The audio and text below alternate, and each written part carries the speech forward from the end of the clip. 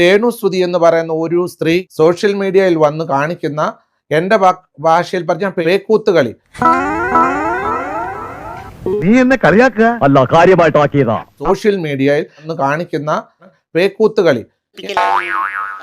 എന്തെങ്ങനെയൊക്കെ പറയണേ? പിന്നെ ഞാൻ എങ്ങനെയൊക്കെ പറയണം?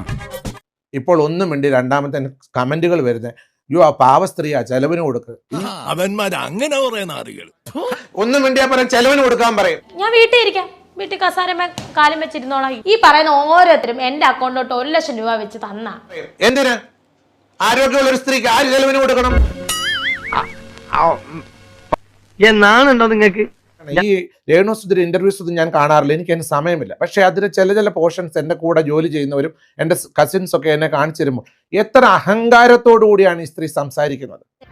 എനിക്കും തോന്നിയത് രേണു സുധിക്ക് ആരും സ്ഥലവും തന്നിട്ടില്ല, വീടും വെച്ചിട്ടില്ല. അതിനകത്ത് ആരും അല്ലെങ്കിൽ നമ്മൾ ഇറങ്ങി പോകുന്ന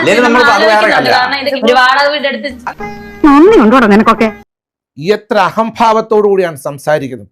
നീ ഒരു അറിയാണ്ടടാ മനുഷ്യരെ കുറച്ചൊക്കെ ഇതൊക്കെ വേണം, സപ്പോസ് എന്തെങ്കിലുമൊക്കെ വേണം. വളരെ ബ്യൂട്ടിഫുൾ ആയിട്ടുള്ളൊരു വീടാണ് അവിടെ നിർമ്മിച്ചു കൊടുത്തത്.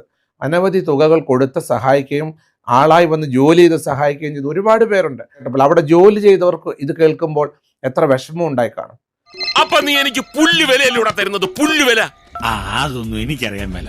ഞാൻ എന്റെ സന്തോഷം നോക്കിയാ പോലെ. വീട് ചോരുന്നുണ്ട് രേണു സുധി. അപ്പൊ ഞാൻ അവിടെ നിന്ന് വീട് ഇങ്ങനെ വെള്ളം വീഴുന്നുണ്ട്, മഴ, ഇതാണ് പറഞ്ഞത്. ഞാൻ ചോദിക്കുന്നത്, ഇപ്പോൾ നിങ്ങൾ മാധ്യമ സുഹൃത്തുക്കൾ ഒരുമിച്ച് എന്നെ കാണാൻ വന്നു, നിങ്ങൾ വന്നിട്ട് എന്നോട് ചോദിക്കുന്നത് എന്റെ വീട് ചോരുന്നുണ്ടോന്നാണോ? അതൊരു ചോദ്യം. ശരിക്കും ആ ചാനലുകാരൻ എങ്ങനെ മനസ്സിലായി ഈ വീട് ചോരുന്നുണ്ട്? ഞാൻ അന്നേരം അതൊന്ന് എന്നോട് ഇങ്ങോട്ട് ചോദിക്കുക. അപ്പൊ ഞാൻ വെള്ളം വീഴാറുണ്ട്. പിന്നെ ഇതൊക്കെ വിശ്വസിക്കാൻ കാതിലിപ്പൂ വെച്ച് കളിക്കവളെ നാളെ വരും. നീ എത്ര പുളു വേണമെങ്കിലും അടിച്ചോ, പക്ഷെ കേൾക്കുന്നവർ കൂടി ദഹിക്കണം. ഇത് സ്ക്രിപ്റ്റഡ് ആണ്. ആദരണീയരായ സമൂഹത്തിൽ ജീവിക്കുന്ന പലരെയും കരിവാരി പുരട്ടുവാൻ തക്കവണ്ണം നാടകം, സ്ക്രിപ്റ്റഡ് നാടകമാണെന്നേ പറയത്തുള്ളൂ. ഞാൻ ഫ്രോഡുകൾക്ക് ഈ രാജ്യത്ത് രക്ഷയുള്ളൂ.